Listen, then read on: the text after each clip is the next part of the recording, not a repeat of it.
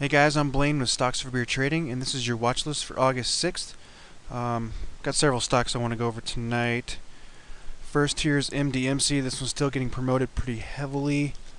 It's trying to break through this 48 range, and like I said last week, it might see the low 50s before it finally.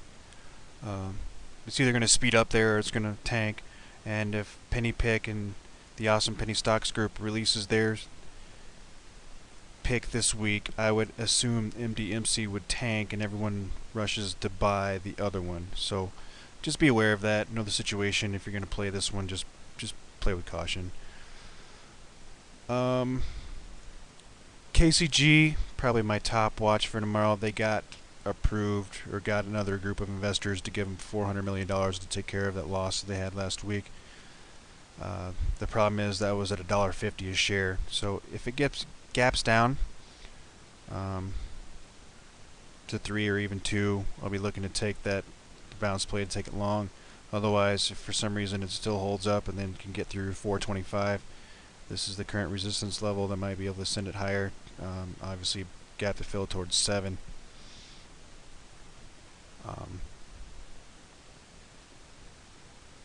A lot more about this one in chat. I'm pretty thrilled. I mean, we banked on this on both Thursday and Friday, so I'm definitely going to be watching this sucker in the morning. WRES. I like this chart here over 260 on the daily.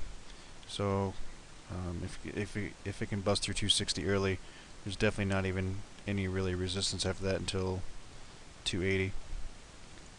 MITK still a watch. Great trade on this last week.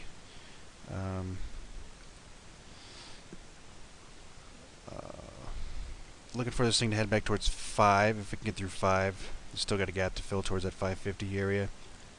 LEI still a watch. Needs over this 195 area back towards 220. END. I like this over 9. Keep that 9 spot on watch. I mean, it had one outlier day there, but if it can get volume over 9, it should have a pretty good up day. Obviously, this thing can run when it gets legs, so just keep that in mind. GNK broke over that 360 area, the previous peak there. Wouldn't be surprised to see this having one more day in it. If it opens weak and goes green, that'll be the best opportunity to play it. If it gaps up, tough to buy a gap up on the third day, but nonetheless, we'll see what it does in the morning. GFA, watching the 3 level here. Nice consolidation, kind of come off bottom. If we can get through 3, it should go higher.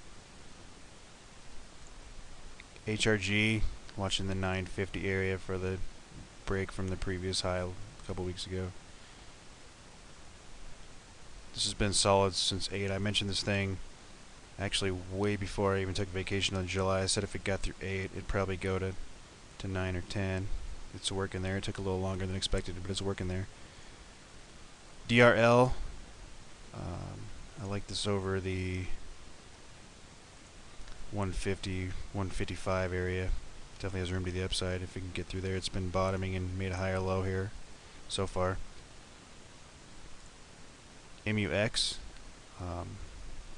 Watch this 330 area. I'll zoom in here a minute. Yeah, watch 330.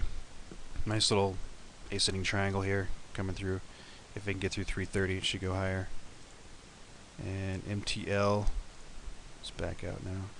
6-month chart here. If we can get through 7, I could consider this the bottom is definitely in. If it can get through 7, it should go higher.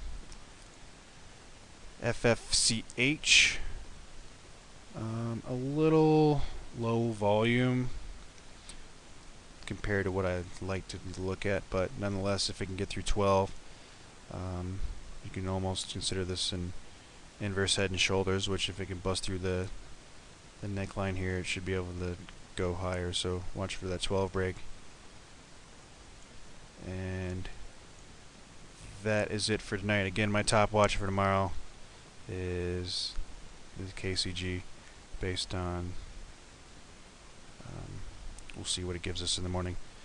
If it gaps down,